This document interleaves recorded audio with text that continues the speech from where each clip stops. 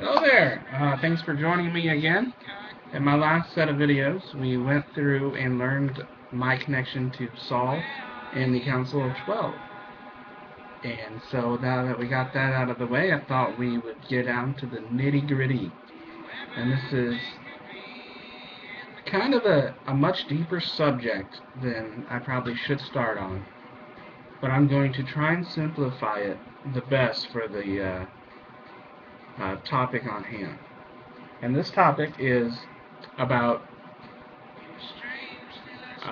you may have noticed, or at least I have, especially a lot lately, it keeps coming up.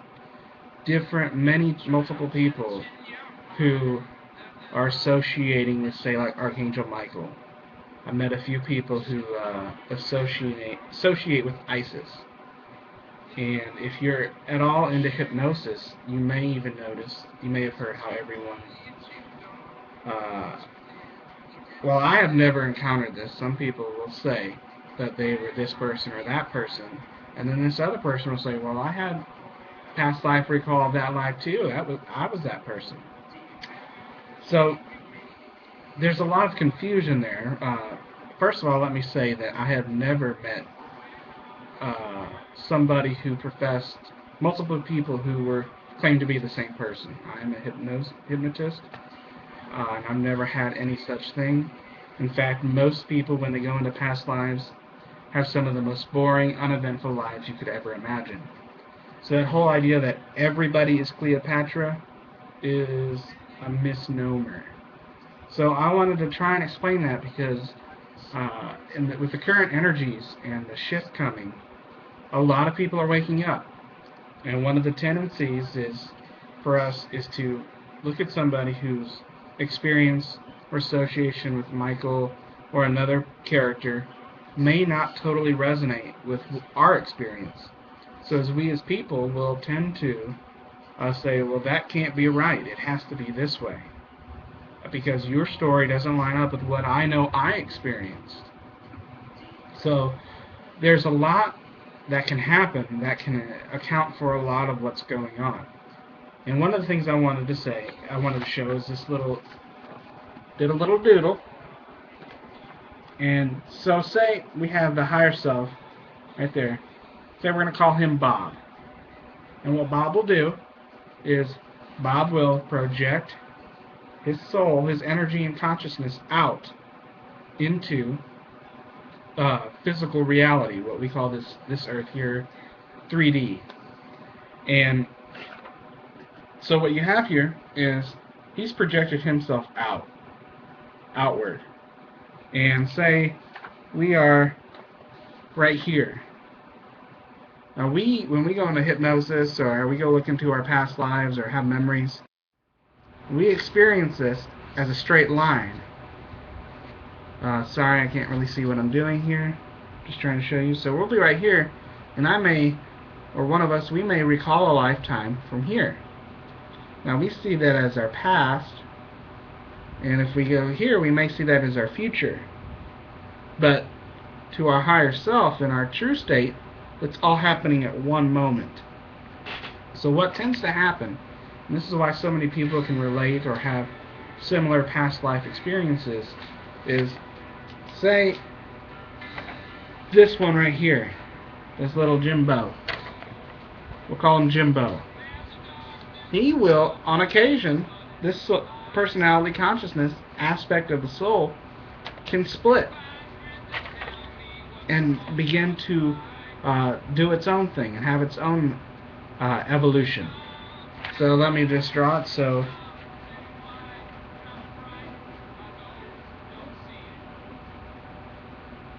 let's do a little drawing for you.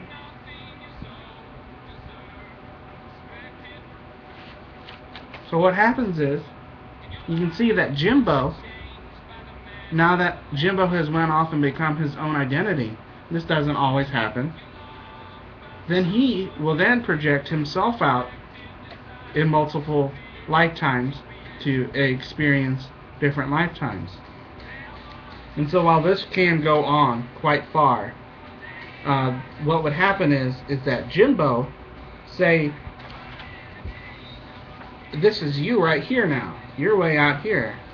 You go into past lives, well, you may experience Jimbo, but you might get a piece of Bob.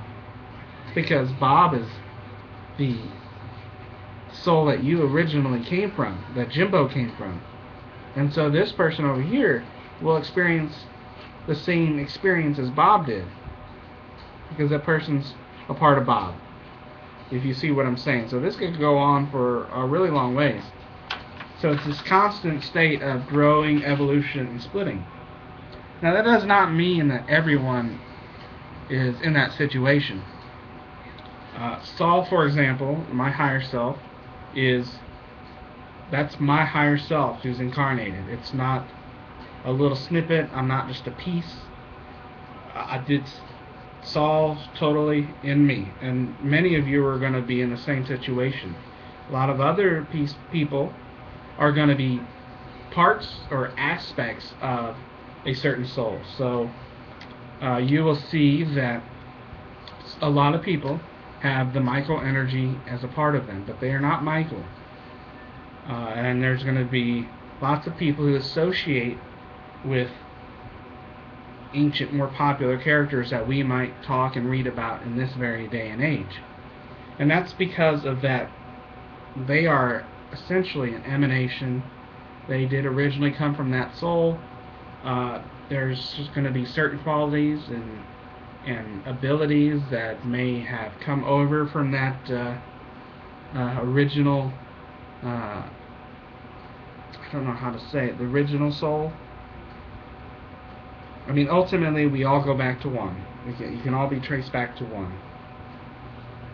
And so that's a little bit might help you explain what's going on when you see this person say, well, I'm this, and that person say that I'm this. So I would just say, don't be so quick to judge because someone else's experience doesn't totally line up with yours. It's a very, very big cosmos. And there's plenty of room for everyone to have their own unique experience and expression. So keep that in mind when your experience as this person or your as being connected with the soul doesn't necessarily line up with somebody else's.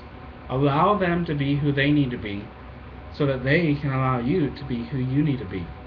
And that is essential. Be who you are. Don't be ashamed. Be proud of who you are, not prideful. Embrace who you are and use it. We all have gifts. We've all come from a variety of different places.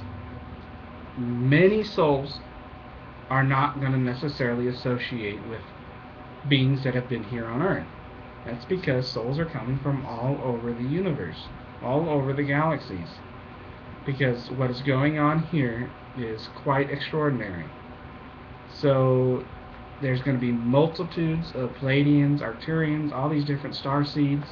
There's going to be people, I would say, hundreds, if not thousands, that are connected to the archangels that have a specific aspect of them within them that allow them certain gifts and abilities.